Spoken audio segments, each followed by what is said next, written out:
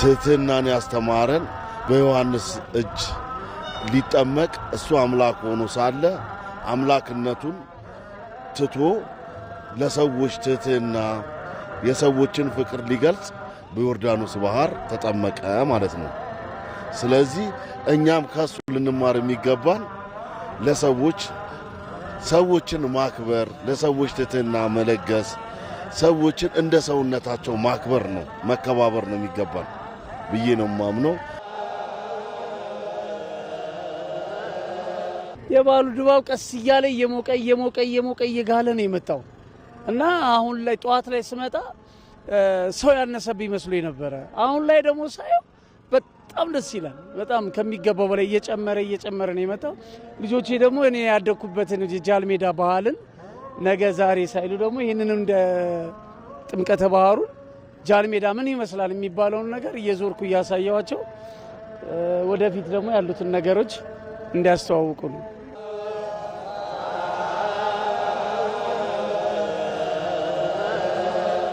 ያው ልጆቼ እምነታቸውን ጠብቀው እንዲኖሩ ነው። ሌላ ምንም አይደለም። እምነታቸውን ጠብቀው በሰላም በፍቅር እንዲኖሩ፣ ከሰው ጋር በፍቅር እንዲኖሩ፣ የሌላውን እምነት እንዲያከብሩ፣ የራሳቸውን ደግሞ እንዲጠብቁ ነው ማስተምራቸው።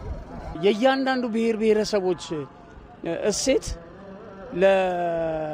ለተመልካቹም ሆነ ለራሳቸው አንድነትን ያመጣልናል ብዬ አስባለሁ። አንድነትን የሚያመጣው ምንድነው? መፈቃቀር አለ፣ ጣዕመ ዜማ አለ። የቤተ ክርስቲያኑም የጨዋታ የሚታዩ ጨዋታዎች አሉ። እነዚህ ነገሮች አንድ ላይ የፈረስ የግመል የተለያዩ ልጆቻቸውን የሚያጫውቱ አሉ። ባህል ልብስ ደግሞ የለበሱ አሉ። የየብሔር ብሔረሰቦችን የባህል ልብስ የለበሱ አሉ። እነሱን ስናይ ልጆቻችንን እየመከረን እያስተዋወቅን ዛሬ ይሄ ልብስ የተለበሰው የዚህ ብሔር ልብስ ነው ምናምን እንላለን። በቃ ጥምቀተ ባህር በጣም ደስ ይላል፣ ያምራል።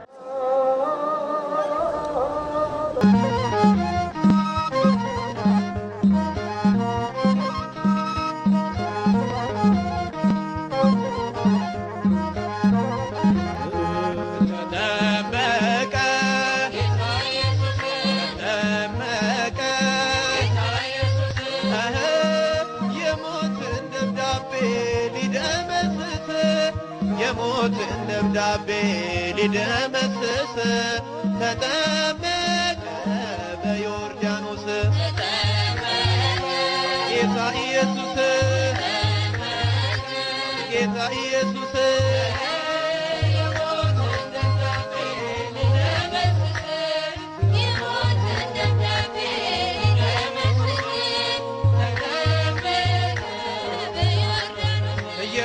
የማይዳሰስ ተዳሰሰንደስም ከላይ ከአርያም መልከም በክሳብ የዳዊት ደብዳቤ ሊደመስስለት አንዱን በግ ፍለጋ መጣ ከሰማያት